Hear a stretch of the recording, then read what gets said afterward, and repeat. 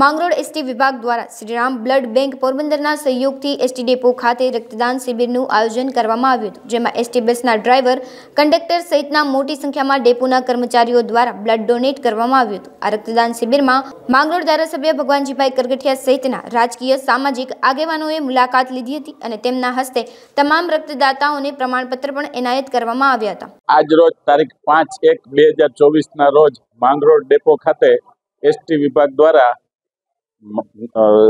રક્તદાન શિબિરનું આયોજન કરવામાં આવેલ હતું, જેમાં એસટીના કર્મચારીઓ દ્વારા પણ રક્તદાન કરવામાં આવ્યું છે અને ગામના લોકો તેમજ ધારાસભ્ય શ્રી ભગવાનજીભાઈ કરગઠિયાએ પણ આ રક્તદાન કેમ્પની મુલાકાત લીધેલ છે અને વધુમાં વધુ લોકો આ રક્તદાન કેમ્પનો લાભ લઈ અને જે લોકોને બ્લડની જરૂરિયાત છે એને આપણે આડકતરી રીતે ઉપયોગી થઈ શકીએ એવું એક આયોજન કર્યું છે। તો દરેક ગ્રામજનો તેમજ પ્રજાજનોનો હું આ તકે હાર્દિક આભાર માનું છું, જે લોકો અહીં આવી અને અમારા કાર્યક્રમને સફળ બનાવવાના પ્રયત્નો કર્યા છે, એ દરેકનો હું આ તકે આભાર માનું છું। જય ભારત। માંગરોળ મુકામે એસટી ડેપો સ્ટાફ તથા સોલંકી સાહેબના સહયોગથી રક્તદાન કેમ્પનું આયોજન કરેલું છે, તેમાં બધાનો સાથ સહકાર મળેલો છે। અમને એસટી ડેપોના સ્ટાફના બધાના બ્લડ રક્તદાન ચાલુ છે, રક્તદાન વિશેની માહિતી આપી, બધાને સમજાવ્યું અને રક્તદાન કરવાથી ફાયદા ઘણા બધા છે।